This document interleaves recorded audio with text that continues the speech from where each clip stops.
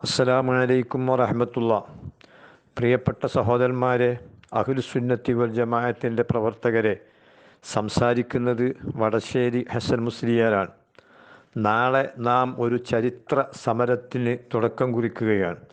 ഇതുപോലുള്ള ഒരുപാട് സമരങ്ങൾ നാം നേരത്തെ നടത്തി വിജയം നേടിയിട്ടുണ്ടെങ്കിലും ഇപ്പോഴത്തെ സമരത്തിന് ഒരു പ്രത്യേകതയുണ്ട്.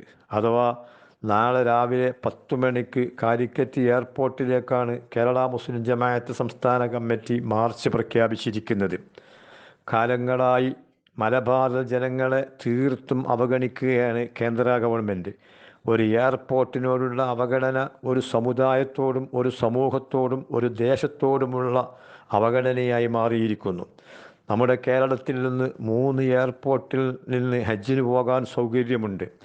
ഏകദേശം 3 എയർപോർട്ടിലും ജിദ്ദയിലേക്ക് ഒരേ ദൂരവുമായി കണക്കാക്കാവുന്നതാണ്. എന്നിട്ടും കാലിക്കറ്റ് എയർപോർട്ടിൽ നിന്ന് മാത്രം ഇരട്ടിക്ക് മേൽ സംഖ്യ വർദ്ധിപ്പിച്ചിരിക്കുകയാണ്. നമ്മുടെ മലബാറിലെ ജനങ്ങളിൽ 60% ഹജ്ജിന് പോകുന്നത് കാലിക്കറ്റ് എയർപോർട്ടിൽ നിന്നാണ്. ഈ വർഷം ഹജ്ജിന് അപേക്ഷ കൊടുത്ത അതിന് കാത്തിരിക്കുന്ന പാവപ്പെട്ട ജനങ്ങളിൽ 60% യാത്രക്കാരും ആശ്രയിക്കുന്ന എയർപോർട്ട് കാലിക്കറ്റ് എയർപോർട്ടാണ്. അതറിഞ്ഞുകൊണ്ട് തന്നെ കേന്ദ്ര ഗവൺമെൻറ് മറ്റു എയർപോർട്ടുകളെ അപേക്ഷിച്ച് ഇരട്ടിമേൽ പൈസയാണ് വർദ്ധിപ്പിച്ചിരിക്കുന്നത്. പാവപ്പെട്ട ജനങ്ങൾക്ക് ഹജ്ജ് മുടങ്ങുമെന്ന ആശങ്കയിലാണ് അവർ കഴിയുന്നത്. ഈ സമയത്ത് നാം ഹാജിമാരോടൊപ്പം നിൽക്കണം. അതുപോലെ തന്നെ നമ്മുടെ രാജ്യത്തിന് വിദേശ നാണ്യം നേടിത്തരുന്ന മലബാർ ജനങ്ങളോട് കൊള്ള ലാഭം നടത്തുകയാണ് എയർ ഇന്ത്യ. അത് വർഷങ്ങളായി തുടരുന്ന നയമാണ്.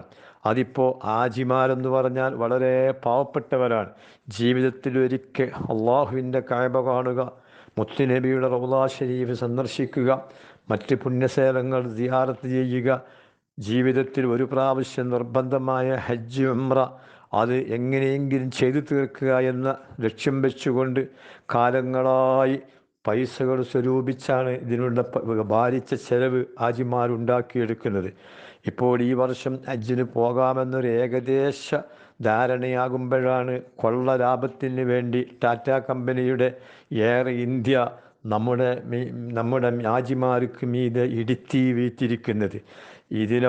ഇതിൽ പ്രതിഷേധിച്ചുകൊണ്ട് നാളെ രാവിലെ 10 മണിക്ക് കാലിക്കറ്റ് എയർപോർട്ടിലേക്ക് നാം പ്രഖ്യാപിച്ച മാർച്ച് അത് ഐതിഹാസികമാകണം, ചരിത്ര സംഭവമാകണം. അതിനെന്താ നാം ചെയ്യേണ്ടത്? ഓരോ യൂണിറ്റിൽ നിന്നും പ്രധാനപ്പെട്ട പ്രവർത്തകന്മാരെ കൂട്ടിക്കൊണ്ടു പോവുക തന്നെ വേണം. അതിന് യൂണിറ്റ് പ്രസിഡന്റ്, സെക്രട്ടറി, ട്രഷറർ ഇങ്ങനെയുള്ള ആളുകൾ സജീവമായി രംഗത്തിറങ്ങി യൂണിറ്റിലെ മുഴുവൻ ആളുകളെയും ഒരുമിച്ച് കൂട്ടി നാളെ കാലിക്കറ്റ് യൂണിവേഴ്സിറ്റിയിലേക്ക് നാം പുറപ്പെടണം.